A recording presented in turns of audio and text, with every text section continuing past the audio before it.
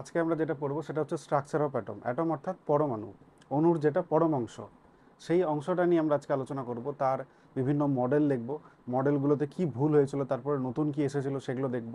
তারপরে আমরা কি দেখব, ইলেকট্রন বিন্যাস। এবং ইলেকট্রন বিন্যাস দেখার পরে হয়তো আমরা নেক্সট ভিডিওতে কিছু নিউমেরিক্যালসও করব। তো চলো আমরা শুরু করি। প্রাথমিকভাবে পরমাণুর ভেতরে তিনটে কণা পাওয়া গেছিলো, যাদেরকে বলা হয় ফান্ডামেন্টাল কণা। সেই কণাটাকে ইলেকট্রন, প্রোটন, নিউট্রন, এদের সঙ্গে আমাদের নর্মাল একটা ধারণা আছে। তাহলে আগে আমরা এদের দেখে নিই, চার্জ কি কতটা ক্যারি করে, কে কার কতটা মাস, এবং কাকে কে ইনভেন্ট করেছিল। ইলেকট্রন, ইলেকট্রনের চার্জ হচ্ছে কি, ইলেকট্রন আমরা সবাই জানি যে নেগেটিভ চার্জযুক্ত পার্টিকেল। তাহলে ইলেকট্রন -1.602 ইন্টু 10⁻⁻19 কুলম। ঠিক এরই বিপরীতধর্মী চার্জ কার থাকে, প্রোটনের থাকে। অর্থাৎ প্রোটনের চার্জ কী হবে তাহলে, +1.602 ইন্টু 10⁻⁻19 কুলম। নিউটনের চার্জ, নিউট্রাল থেকে নিউট্রন এসেছে, অর্থাৎ নিউটনের চার্জ 0। এরপরে দেখবো আমরা মাস। মাসে আমরা জানি ইলেকট্রনের মাস হচ্ছে কত, 9.11 ইন্টু 10⁻⁻31 কেজি। এটা আমরা কেজিতে দেখছি কিন্তু, হ্যাঁ। আচ্ছা, প্রোটনের মাস আমরা কত জানি, 1.6725 ইন্টু 10⁻⁻27 কেজি। আর নিউটনের মাস কি, 1.675 ইন্টু 10⁻⁻27 কেজি। আচ্ছা, তোমরা কমেন্টে বলো তো সব থেকে ভারী কণা এবং সব থেকে হালকা কণাটাকে। এবার আমরা যেটা দেখবো সেটা হচ্ছে এই যে কণাগুলো, এগুলো কারা ডিসকভার করেছিলেন। ইলেকট্রনকে ডিসকভার করেছিলেন আমরা সবাই জানি যে থমসন। প্রোটনকে আবিষ্কার করেছিলেন আমরা সবাই জানি আর্নেস্ট রাদারফোর্ড। আর নিউট্রন, এটা নিয়ে আমরা ক্লাসে খুব হাসাহাসি করতাম। এই ভদ্রলোকের নাম হচ্ছে জেমস চ্যাডউইক। কেউ কেউ আবার এটাকে স্যাডউইকও বলে। এরকম করে তোমরা মনে রাখতে পারো। মনে রাখার একটা নিয়ম বলে দিই, ইলেকট্রন থেকে থমসন এবং প্রোটনের সামনের প্রো এর জন্য, আচ্ছা ট্রনের লাস্টের ওএন এর জন্য, এটার লাস্টে ওএন, প্রোটনের শুরুর পি আর ও এর জন্য এখানটাতে তোমরা ভাবতে পারো যে ফোর্ড আছে। আর বাকি থাকলে একটাই, সেটা হচ্ছে কি জেমস চ্যাডউইক। সেটা ওই চ্যাডউইক করে মনে রাখতে পারো, এরকম করে আমরা মনে রাখতাম। এবার আমরা দেখব পরমাণু মডেলগুলো। প্রথম পরমাণুর মডেল দিলে হচ্ছে কে, যে ইলেকট্রন আবিষ্কার করেছিলেন যে থমসন। তিনি কি বললেন, যে ইলেকট্রনটা তিনি বললেন, বা পরমাণুটা তিনি বললেন যে অনেকটা ওয়াটারমেলনের মতো। অর্থাৎ একটা ওয়াটারমেলন আছে, তার মধ্যে কি আছে, পজিটিভ কিছু চার্জ রয়েছে এবং তার চারপাশে কি আছে, নেগেটিভ কিছু চার্জগুলো ছড়িয়ে ছিটিয়ে রয়েছে। কিন্তু দেখা গেল যে পরবর্তীকালে এটা ভুল। তারপর আমরা দেখলাম যিনি প্রোটন আবিষ্কার করেছিলেন, অর্থাৎ আর্নেস্ট রাদারফোর্ডের পারমাণবিক মডেলটা। তিনি কি বললেন, ওনার মডেলটা কিন্তু অনেকটাই ঠিক ছিল। তিনি বলেছিলেন যে পরমাণুর ভেতর একটা নিউক্লিয়াস বলে অংশ আছে, যেখানে কে কে আছে, নিউট্রন আছে এবং প্রোটন আছে। এরা খুব ডেন্স অবস্থায় রয়েছে, অনেকগুলো নিউট্রন, অনেকগুলো প্রোটন, সব পাশাপাশি অবস্থায় কি আছে, একদম পাশাপাশি অবস্থান করছে। এবং এর চারপাশে কক্ষ বরাবর প্রদক্ষিণ করছে কি, ইলেকট্রন। এটা হচ্ছে কিন্তু ওর কক্ষপথ। এটাকে যদি আমি মিটিয়ে দিই তাহলে একটা ইলেকট্রন এরম এরম করে ঘুরে বেড়াচ্ছে। কোন কক্ষপথে কতগুলো ইলেকট্রন থাকবে এই নিয়ে উনি বিস্তারিত বললেন।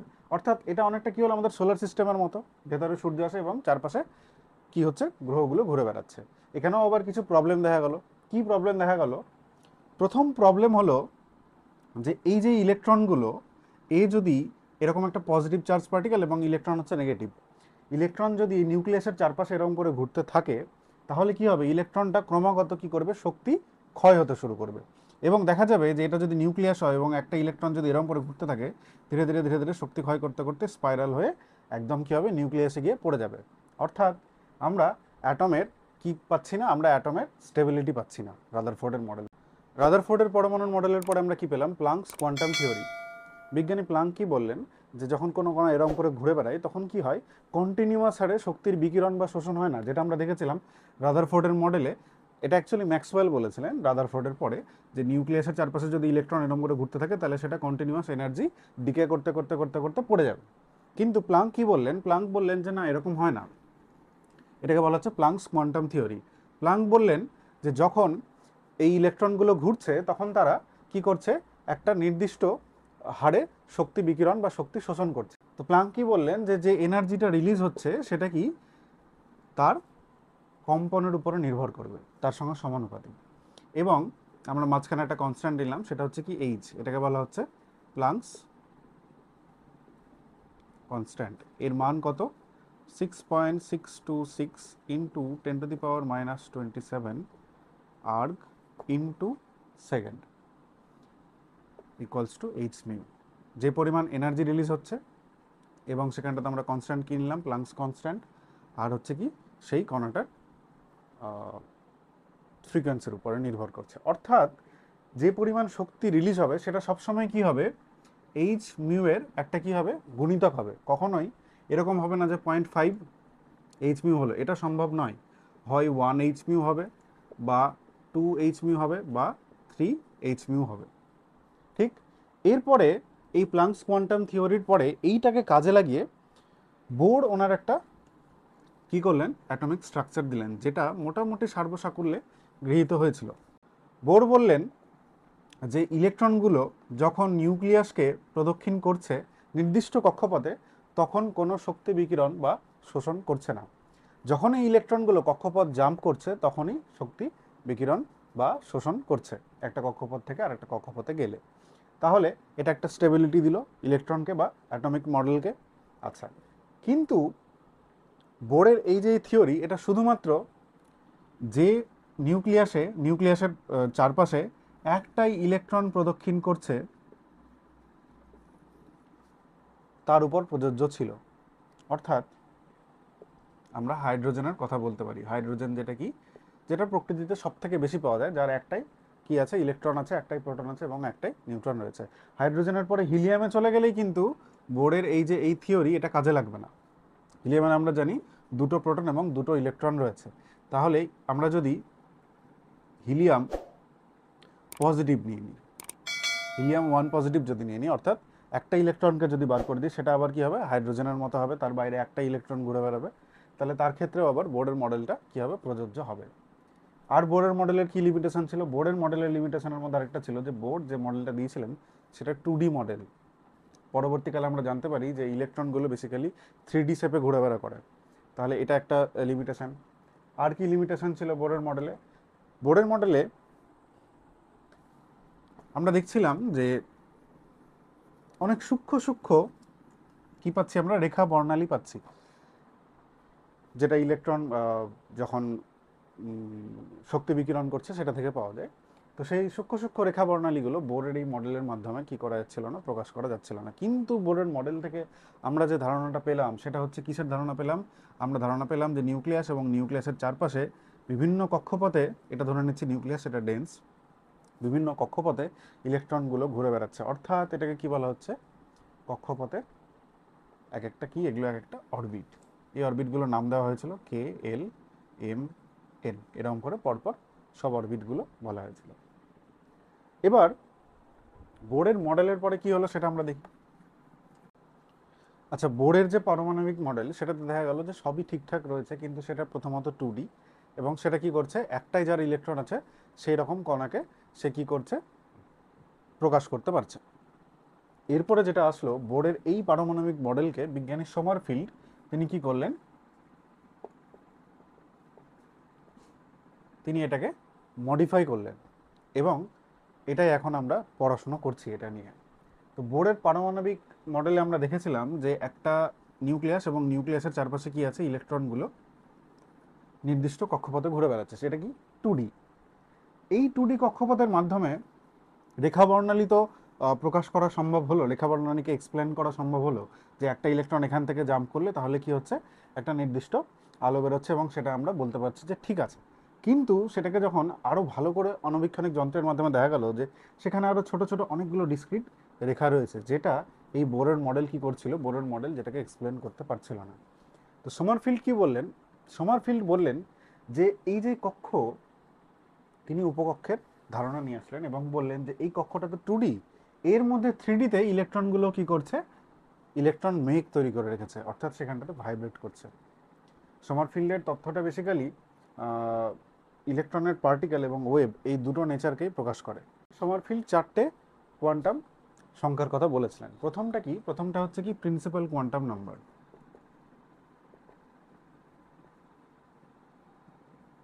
প্রিন্সিপাল কোয়ান্টাম নাম্বার, যেটাকে বলা হচ্ছে মুখ্য কোয়ান্টাম সংখ্যা। তারপর হচ্ছে কি অ্যাজিমুথাল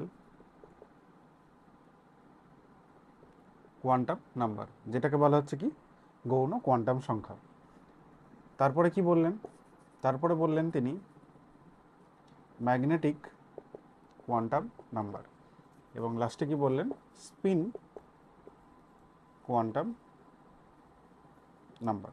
এগুলোকে বিভিন্নভাবে প্রকাশ করা হয়, এবং এগুলোই কি করলো, সূক্ষ্মরেখা বর্ণালী, জিমান এফেক্ট, স্টার্ক এফেক্ট, এগুলো সবাইকে কি করলো, ঠিকঠাকভাবে এক্সপ্লেন করতে পারলো। আমরা এগুলো ডিটেলসে জানবো, তারপরে আমরা যাব কোথায়, ইলেকট্রন বিন্যাস, অর্থাৎ 1s2 2s2 এই যেগুলো পড়েছিলাম সেগুলো।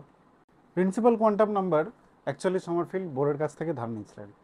বোর কি বলেছিলেন, বোর বলেছিলেন যে নিউক্লিয়াস এবং নিউক্লিয়াসের চারপাশে যে কক্ষপথগুলো রয়েছে সেই কক্ষপথে নির্দিষ্ট সংখ্যায় ইলেকট্রন থাকে।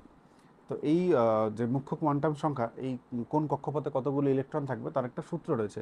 সেই সূত্রটা কি, সেই সূত্রটা হচ্ছে 2n²। এখানে এনটা কি, এন হচ্ছে কত নম্বর কক্ষপথ, অর্থাৎ এটা যদি আমাদের ফার্স্ট অরবিট হয়, যেটার আমরা নাম দিয়েছিলাম কে, তাহলে কে কক্ষপথে ম্যাক্সিমাম কতজন থাকতে পারবে, ম্যাক্সিমাম থাকতে পারবে 2 × 1 এটা যদি আমাদের সেকেন্ড অরবিট হয়, যেটার আমরা নাম দিয়েছি এল, তাহলে এল কক্ষপথে ম্যাক্সিমাম কতজন থাকতে পারবে, 2 × 2 অর্থাৎ এটাতে 2, এটাতে 8, কে এল।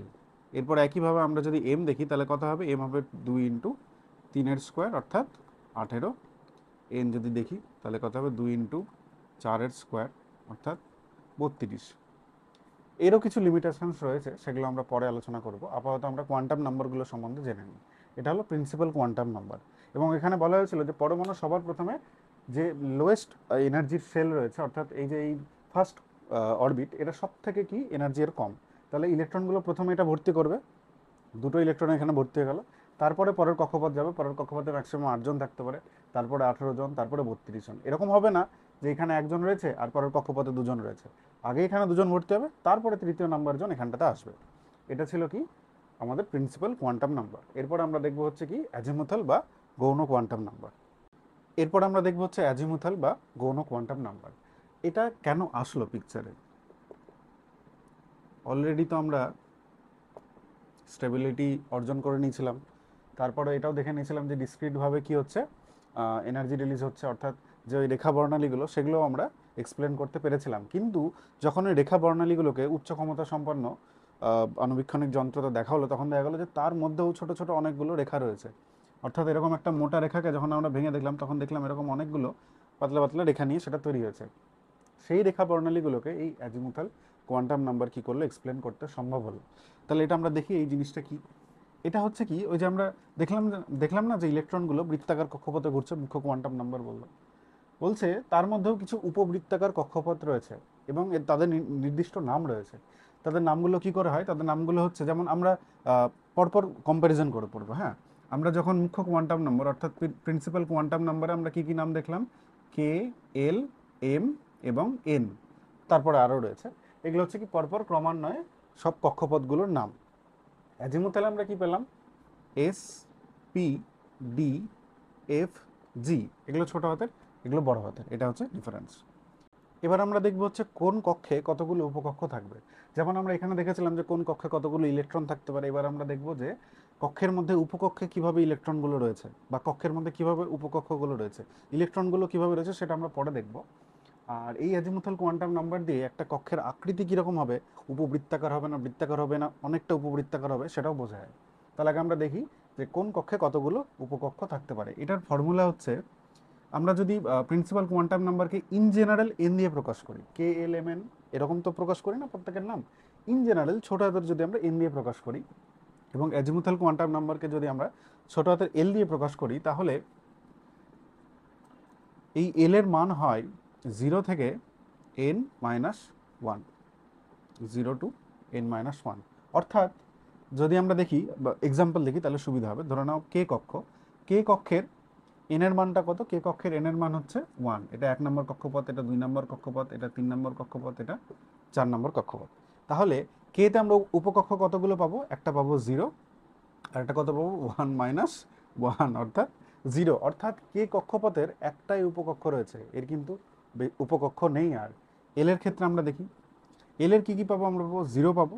এল এর এটা হচ্ছে কত, 0 থেকে আমরা কত পাবো, 0 to 2-1, এই ফর্মুলা অনুযায়ী। এটা হচ্ছে এল নাম্বার কক্ষ তার উপকক্ষ, ইন জেনারেল এটাকে ছোট হাতের এল দিয়ে লিখেছি আমরা। এগুলো একটু কনফিউজিং লাগে, কিন্তু আমরা যখন ধীরে ধীরে পড়বো জিনিসগুলো তখন আমাদের এগুলো সব ক্লিয়ার হয়ে যাবে। তাহলে এলে কতগুলো আমরা অ্যাজিমুথাল কোয়ান্টাম নাম্বার পেতে পারি? 0 এবং 1। তাহলে 0 থেকে আছে এস এবং 1-এ কি আছে? পি। অর্থাৎ আমরা এস পেতে পারি এবং পি পেতে পারি। এরপর আমরা দেখবো হচ্ছে এম। এম এ কে কে আছে? এম এ তো আমরা পাবো 0 থেকে 0 টু এম কত নম্বর কক্ষ? 3 নম্বর কক্ষ, অর্থাৎ 3-1, অর্থাৎ 0 থেকে 1 এবং 2, অর্থাৎ আমরা পাবো হচ্ছে এস পি ডি পর্যন্ত। এনে আমরা কি পাবো? এনে আমরা পাবো 0 থেকে 4-1, অর্থাৎ 0, 1, 2, 3, অর্থাৎ এস পি ডি এফ। আমাদের মোটামুটি 30টা এলিমেন্ট যখন আমরা দেখবো ওদের ইলেকট্রন বিন্যাস, আমাদের এফ এর মধ্যেই আমাদের কমপ্লিট হয়ে যাবে সব। জিটাও লাগে, তো জিটা আমাদের আপাতত লাগছে না। সেটা আমরা আপাতত এইটুকু আশা করি বুঝতে পেরেছো যে এটা কি। আবার আমরা প্রথম থেকে একটু রিক্যাপ করে নিই। এটা হচ্ছে কি প্রিন্সিপাল কোয়ান্টাম নাম্বার। কে কক্ষপথে ম্যাক্সিমাম 2টো থাকতে পারে ইলেকট্রন, এল এ ম্যাক্সিমাম 8টা, এম এ ম্যাক্সিমাম 18টা, এন এ ম্যাক্সিমাম 32টা থাকতে পারে। এবার কে এর মধ্যে যে 2টো আছে সেটা কিভাবে থাকবে, বা এল এর মধ্যে যে 8টা আছে সেটা কিভাবে থাকবে, সেটা জানার জন্য আমরা কিসে আসলাম? সেটাতে আসলাম আমরা অ্যাজিমুথাল কোয়ান্টাম নাম্বার, যেটা সূক্ষ্ম হাইড্রোজেন বর্ণালীকে কি করলো? এক্সপ্লেন করতে সম্ভব হলো। অ্যাজিমুথাল কোয়ান্টাম নাম্বারের মান আবার কি হবে?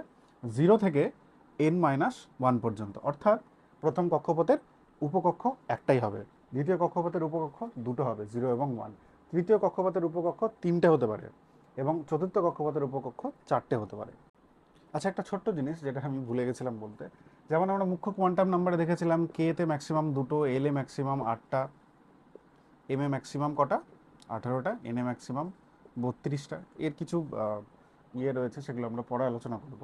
ঠিক সেরকমই প্রথমে আমরা কি জেনেছিলাম যে প্রথমে কে তে ভর্তি হবে, তারপরে এল, তারপরে এম, তারপরে এন, অর্থাৎ কে এর শক্তি সব থেকে কম, তারপরে এল এর শক্তি বেশি, তারপরে এম এর শক্তি বেশি। ঠিক সেরকমই যে আমরা গৌণ কোয়ান্টাম নাম্বার দেখলাম, সেখানেও সব থেকে কম শক্তি হচ্ছে এস এর, তারপরে কার? তারপরে হচ্ছে পি, তারপরে ডি, তারপরে এফ, তারপরে জি।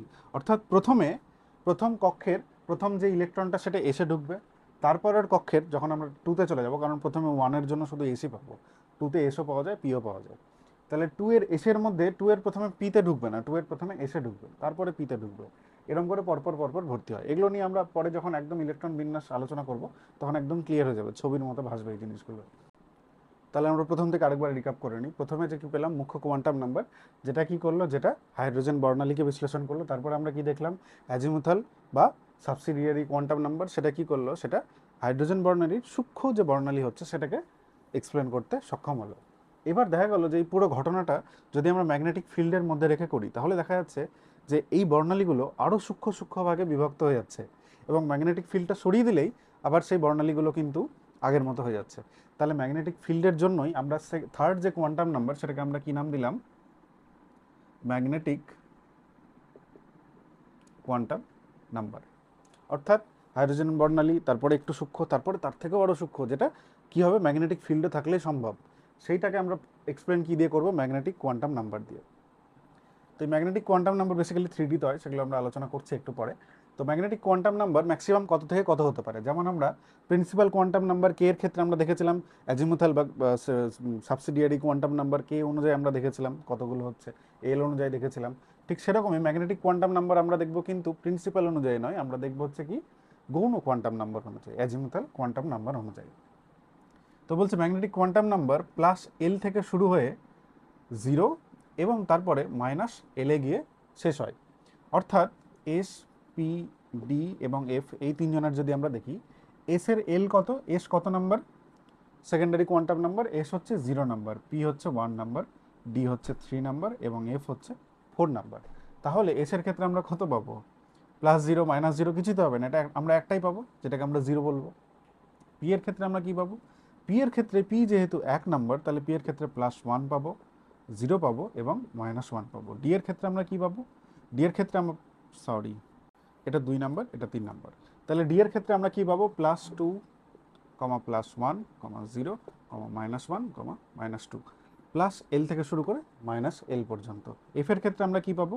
-3, মাইনাস সরি +3 +2 +1 0 -1 -2 এবং -3, এই হচ্ছে আমাদের ম্যাগনেটিক কোয়ান্টাম নাম্বার। এরপরে আর একটাই বাকি রয়েছে, সেটা কি বলো তো, কমেন্টে জানাও। এরপর হচ্ছে ফোর্থ এবং লাস্ট কোয়ান্টাম নাম্বার, যেটাকে কি বলা হচ্ছে স্পিন কোয়ান্টাম নাম্বার। কি এটা? বিজ্ঞানী উলেনবেক এবং গুডস্মিথ বলেছিলেন যে ইলেকট্রনগুলো যেমন কক্ষ বা কক্ষকের মধ্যে ঘুরছে, ঠিক সেরকম ইলেকট্রনগুলো নিজের অক্ষের চারপাশেও ঘুরছে, অনেকটা আমাদের সোলার সিস্টেমের পৃথিবী বা বিভিন্ন গ্রহগুলো যেভাবে নিজের অক্ষের চারপাশে ঘুরে, ঠিক সেরকমভাবেই ইলেকট্রনগুলো নিজের অক্ষের চারপাশে ঘুরে। কিন্তু এখানে একটা ক্যাচ রয়েছে। সেই ক্যাচটা কি? ইলেকট্রনগুলো আইদার ক্লকওয়াইজ ঘুরবে অর অ্যান্টি ক্লকওয়াইজ ঘুরবে। এই দুটো দিকেই ঘুরতে পারে, হয় ক্লকওয়াইজ ঘুরতে পারে অথবা অ্যান্টি ক্লকওয়াইজ ঘুরতে পারে। এই স্পিন কোয়ান্টাম নাম্বারকে এম সাফিক্সে এস দ্বারা প্রকাশ করা হয়। এবং এই স্পিন কোয়ান্টাম নাম্বার কথা হয়, এই স্পিন কোয়ান্টাম নাম্বার আইদার -12 হবে অথবা +12 হবে। এবার আমরা প্রথম থেকে সবগুলো একটু রিক্যাপ করে নিই, তাহলে খুব সুবিধা হবে। প্রথম পারমাণবিক মডেল কে দিলেন? থমসন দিলেন, যিনি ইলেকট্রন আবিষ্কার করেছিলেন, যে থমসন। তিনি যেটা বলেছিলেন, যেটা পরমাণুগুলো কি হচ্ছে অনেকটা ওয়াটারমেলনের মতো, ভেতরে পজিটিভ চার্জ, চারপাশে ইলেকট্রন চার্জ, ইলেকট্রনগুলো বিভিন্নভাবে ছড়িয়ে আছে, কোনো নির্দিষ্ট কোনো প্যাটার্ন নেই।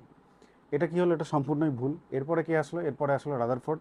রাদারফোর্ড কি বললেন? রাদারফোর্ড বললেন যে কি হচ্ছে, পরমাণুগুলোর ভেতরে নিউক্লিয়াস রয়েছে, যে নিউক্লিয়াসটা নিউট্রন এবং প্রোটন নিয়ে গঠিত, এবং তার চারপাশে ইলেকট্রনগুলো নির্দিষ্ট কক্ষপথে ঘুরে বেড়াচ্ছে। রাদারফোর্ডের পরমাণু মডেলের ত্রুটি কি হলো, যে রাদারফোর্ডের পরমাণু মডেল অনুযায়ী ইলেকট্রনগুলো যে ঘুরে বেড়াচ্ছে, অ্যাকচুয়ালি এটা ম্যাক্সওয়েল বলেছিলেন। ম্যাক্সওয়েল বলেছিলেন যখন কোনো পার্টিকেল এরকম করে ঘুরে বেড়ায়, তখন সে কি করে? শক্তি বিকিরণ করে বা শক্তি মানে ছাড়তে থাকে এবং এনার্জিও লস হতে থাকে। তাহলে রাদারফোর্ডের পরমাণু মডেল অনুযায়ী একটা নিউক্লিয়াসের চারপাশে যখন ইলেকট্রনগুলো ঘুরে বেড়াচ্ছে, তখন কি হচ্ছে? ইলেকট্রনগুলো ধীরে ধীরে শক্তি হ্রাস হচ্ছে এবং ইলেকট্রনগুলো শেষে গিয়ে নিউক্লিয়াসে গিয়ে পড়ে যাবে। তাহলে এখানটাতে কি হচ্ছে? স্টেবিলিটি পাচ্ছে না একটা অ্যাটম। এরপরে কে কে কার থিওরি আসলো? এরপরে আসলো প্লাঙ্কস কোয়ান্টাম থিওরি। ইনি কিন্তু কোনো অ্যাটমিক মডেল দেননি, অ্যাটমিক স্ট্রাকচার নিয়ে ইনি কোনো ওরকম কথা বলেন। ইনি কি বললেন, যে যে কোনো কণা যখন বৃত্তাকার কক্ষপথে ঘুরবে, কোনো একটা চার্জ পার্টিকেল অন্য চার্জ পার্টিকেলকে অরবিট করবে, তখন সে কন্টিনিউয়াস এনার্জি ডিকে করবে না, সে একটা নির্দিষ্ট হারে এনার্জি ডিকে করবে। সেটার মান কত? সেটার মান হচ্ছে এইচ মিউ এর কি হবে? এইচ মিউ এর গুণিতক হারে কি করবে? এনার্জিগুলো ডিকে করবে। এই এইচটার মানটা তোমরা একটু কমেন্ট বক্সে জানাও তো কত। এইচটাকে বলা হচ্ছে প্লাঙ্কস কনস্ট্যান্ট, আর মিউটা হচ্ছে কি? ফ্রিকোয়েন্সি। এবার প্লাঙ্কের যে কোয়ান্টাম থিওরি, সেটাকে কাজে লাগিয়ে কি হলো, বোর তার পারমাণবিক মডেল দিলেন, এবং বোরের পারমাণবিক মডেলটা অনেকটা মানে অনেকটা কি বলবো, সব কিছুকে এক্সপ্লেন করতে পারছিল। এমনকি যে হাইড্রোজেন বর্ণালী, যেটা আমরা যখন হাইড্রোজেনকে আমরা বর্ণালীগুলো দেখছিলাম, সূক্ষ্ম সূক্ষ্ম নর্মাল বর্ণালীগুলো, সেগুলোকেও কিন্তু বোরের পারমাণবিক মডেল কি করছিল? এক্সপ্লেন করতে পারছিল। কারণ বোর বলেছিলেন যে ইলেকট্রনগুলো নিউক্লিয়াসের চারপাশে নির্দিষ্ট কক্ষপথেই ঘুরবে, বিভিন্ন জায়গায় ঘুরে বেড়াবে না। যখন নির্দিষ্ট একটা কক্ষপথে ঘুরছে, তখন সে কোনো কি করছে? সে কোনো চার্জ এমিট করছে না, সে কোনো এনার্জি এমিট করছে না, সরি চার্জ নয়, এনার্জি এমিট করছে না। সে যখন একটা কক্ষপথ থেকে আরেকটা কক্ষপথে যাচ্ছে, নিম্ন থেকে উচ্চ শক্তি স্তরে যাচ্ছে, তখন সে এনার্জি শোষণ করছে, এবং যখন উচ্চ শক্তি স্তর থেকে নিম্নতর শক্তি স্তরে আসছে, তখন কি করছে? সেই এনার্জি ডিকে করছে। তাহলে বোরের যে পারমাণবিক মডেলটা, এটা কি করলো? হাইড্রোজেন বর্ণালীকে ব্যাখ্যা করতে সক্ষম হলো। এবং দেখা গেল যে এখানটাতে যে সমস্যাটা রয়েছে বোরের পারমাণবিক মডেলের ত্রুটি হচ্ছে, যে এটা শুধুমাত্রই হাইড্রোজেন বা হাইড্রোজেন সদৃশ অন্য কোনো পরমাণুর পারমাণবিক মডেল ব্যাখ্যা করতে সম্ভব। এবং এর ক্ষেত্রে দেখা গেল যে হাইড্রোজেনের যে বর্ণালী, সেই বর্ণালীকে ব্যাখ্যা করছে, কিন্তু হাইড্রোজেনের এই বর্ণালীর ভেতরেও আমরা দেখেছিলাম যে সূক্ষ্ম সূক্ষ্ম রেখা বর্ণালী রয়েছে, যেটাকে ব্যাখ্যা করতে পারছে না। তাই বিজ্ঞানী সমরফিল্ড কি করলেন? বোরের পারমাণবিক মডেলের একটু মডিফিকেশন করলেন, এবং বোর যে ওই কক্ষপথগুলোর কথা বলেছিলেন KLMN, এই কক্ষপথ সহ অনেকগুলো কোয়ান্টাম নাম্বারের কথা বললেন। কি কি বললেন? প্রথমে প্রিন্সিপাল কোয়ান্টাম নাম্বার, যেটা বেসিক্যালি বোর্ডেরটাই, সেটা হচ্ছে KLMN। তারপরে কি বললেন? তারপরে বললেন হচ্ছে অ্যাজিমুথাল বা সাবসিডিয়ারি কোয়ান্টাম নাম্বার বা গৌণ কোয়ান্টাম নাম্বার, যেটা বেসিক্যালি কি করছে? যে কক্ষপথগুলো গোলাকার নাকি উপবৃত্তাকার সেটাকে প্রকাশ করছে। সেগুলোর মান আমরা কি কি দেখলাম? সেগুলোর মান আমরা দেখলাম হচ্ছে SPDF, এরপরে SPDFG, এরপরে কি আসলো? এরপরে আসলো হচ্ছে ম্যাগনেটিক কোয়ান্টাম নাম্বার। কারণ দেখা গেল যে এই পুরো পরীক্ষাটা যদি আমি ম্যাগনেটিক ফিল্ডের মধ্যে রেখে করছি, তাহলে দেখা যাচ্ছে যে হাইড্রোজেন বর্ণালীর সূক্ষ্ম বর্ণালীগুলোও আরও অনেকগুলো বর্ণালীতে বিভক্ত হয়ে যাচ্ছে, এবং যেটা ম্যাগনেটিক ফিল্ড সরিয়ে দিলে যেটা দেখা যাচ্ছে না। তার মানে এর ম্যাগনেটিক ফিল্ডের জন্য একটা ম্যাগনেটিক কোয়ান্টাম নাম্বার নিয়ে আসা হলো, যেটা বেসিক্যালি প্রকাশ করেছিল যে ইলেকট্রনগুলো 3Dতে ডাম্বেলের মতো, এটা আমরা পরের দিন দেখব, 3Dতে ডাম্বেলের মতো বিভিন্নভাবে রয়েছে। এবং লাস্টে আমরা কি দেখলাম, স্পিন কোয়ান্টাম নাম্বার, যেটা কি বলা হলো, যেটাতে বলা হলো গুডস্মিট এটা এবং উলেনবেক এটা নিয়ে আলোচনা করেছিলেন। তারা বলেছিলেন যে ইলেকট্রনগুলো নিজের অক্ষের চারপাশেও ঘুরছে। ইলেকট্রনগুলো নিউক্লিয়াসকে তো প্রদক্ষিণ করছেই বৃত্তাকার বা উপবৃত্তাকার কক্ষপথে, এবং নিজের অক্ষের চারপাশেও প্রদক্ষিণ করছে। এই হলো আজকে আমাদের ক্লাস। ভালো লাগলে একটা লাইক, সাবস্ক্রাইব এবং বন্ধুদের সঙ্গে শেয়ার করো। নেক্সট আমরা 1s 2s অর্থাৎ শক্তির ক্রম দেখব এবং ইলেকট্রনের বিন্যাসগুলো দেখব। তারপরের দিন আমরা নিউমেরিক্স নিয়ে আলোচনা করব। Thank you.